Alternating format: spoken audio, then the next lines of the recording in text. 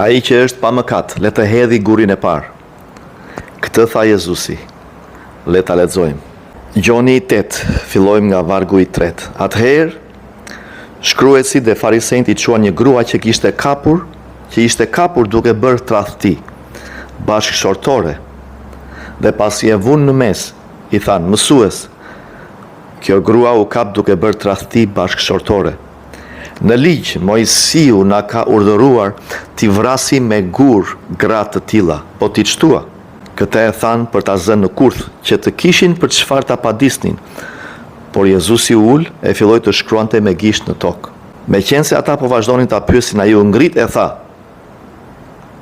Kush është pa mëkat ndër ju, le të hedh i pari gurin mbi të. Pastaj u ul përsëri e shkruante në tokë. Kur e dëgjuan këtë, ata u larguan njërin pas tjetrit, duke filluar nga më të moshuarit. Mbeti vetëm Jezusi me gruan që qëndronte në mes. Vargu i 10. Jezusi u ngrit e i tha: Grua, ku janë paditësit e tu? Askush nuk do të dënoj? Ajo u përgjigj: Askush, Zotri.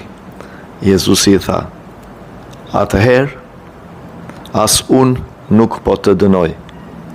Shko e mos mëkato më, që tani e tutje. Wow! Wow! Ligji gjithmonë shikon nga cila anë të dënoj. Ky është problemi i fesë. Por hiri i Perëndis nuk dënon, shpëton. Prandaj Jezusi është hiri i Perëndis.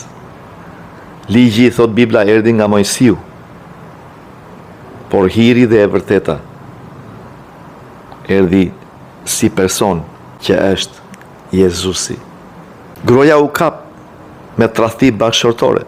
I thot: Vriteni me gur. Jezusi erdhi dhe i tha atyre: Okej, kush nuk ka mëkat nga juve, ta hedhi gurin e parë. Ata të gjithë ikën. Dhe Jezusi i tha gruas: Edhe unë nuk po të dënoj. Në fakt, i vetmi njeri në atë turmë që kishte të drejtë për ta dënuar atë grua ishte Jezusi. Pse? Sa ai nuk ka mëkat. Por ai i tha: as unë nuk të dënoj, mos mëkato më. Ky është hiri i Perëndis. Ky është qëllimi i hirit të Perëndis, që të shpëtoj njerëzit, jo të dënoj njerëzit. Prandaj kur ne besojmë ke Jezusi, besojmë në hirin